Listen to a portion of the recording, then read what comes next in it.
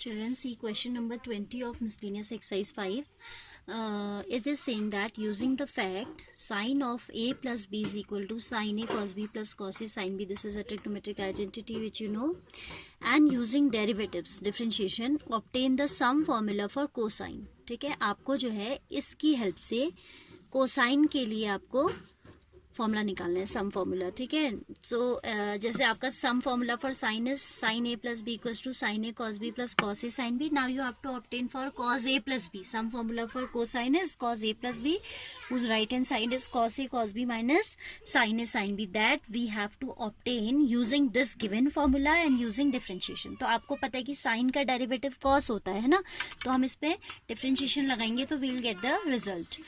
So we know that sin a plus b is equal to sin a cos b plus cos a sin b. ये तो आपको given है.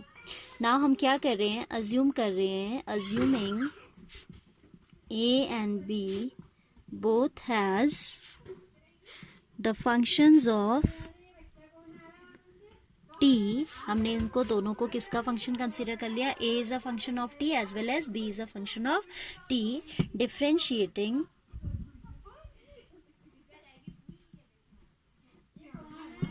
both sides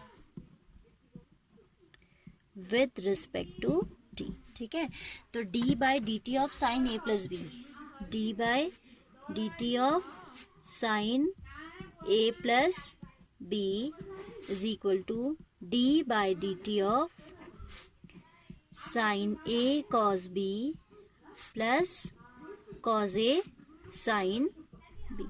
ठीक है, तो left side d by dt of sin is cos, so it will be cos of a plus b by chain rule d by dt of a plus b. Right hand side, in this we'll use product rule as well as for this also we'll use product rule. पहले आप इसे distribute कर दीजिए, d by dt of sin a cos b plus d by dt of cos a sin b. ठीक है, here it is cos a plus b as it is into dA upon dt plus dB upon dt. ठीक है, दोनों t के functions हैं तो हम लिख सकते हैं dA by dt plus dB by dt. Right side will use product rule. Sine a का जब आप डेरिवेटिव करोगे तो ये आएगा cos a, क्योंकि t का फंक्शन है तो आपका dA by dt आएगा चेन रूल से, dA by dt into cos b as it is. Next time हम प्रोडक्ट रूल लगा रहे हैं. sin a will remain as it is, cos b's derivative will be minus of sin b into dB by dt. I am telling this again. ये वाला portion में हमने क्या किया है, in this portion we have use the product rule. So du by dt is cos a, dA by dt by chain rule, cos b as it is plus sin a as it is.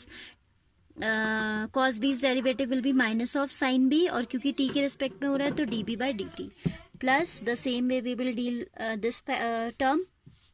cos a का derivative अगर देखें तो आएगा minus sin a into dA upon dt, sin b as it is plus फिर आपका cos a as it is रहेगा and sin b's derivative will be this time, एक minute, cos a का हमने लिखा माइनस साइन ए, मैंने क्या गड़बड़ किया, dA by dt sin b. ये ठीक है, दिस पोर्शन इज ठीक and now this portion is all right. Now next time cos a as it is sin b का करेंगे तो आएगा cos b into dB by dt. एक बार को ऐसा लगा कि कुछ एरर हो गई है इसमें. ठीक है, so what we have done, इसमें हम जब लगा रहे हैं तो du by dt I have done. ठीक है, v as it is. Next time u as it is, dB by dt sin b is derivative cos b dB by dt. अब हम क्या करेंगे, लाइक टर्म्स को सेपरेट करने का काम करेंगे. Left side there will be no change, it will be copied as it is. Now here it is dA by dt अगर हम साथ लें dA by dt तो उसके साथ फैक्टर आ रहा है cos a cos b minus sin a sin b आ रहा है, isn't it? sin b.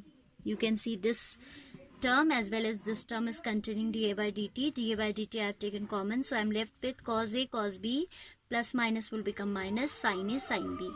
Plus अगर हम D B by D T वाली टर्म को कॉमन लेते हैं, so these two, the rest of the two terms contain dB by dt. So what we are left with, cos A cos B minus sin A sin B again. Cos A cos B minus sin A sin B. ठीक है, थोड़ा सा congested हो गया है. Now you can see this whole is common, so I can write it as cos A cos B minus sin A sin B into dA upon dt plus dB upon dt. Now see, what do we have on the left side? We have cos of A plus B into dA by dt plus dB by dt.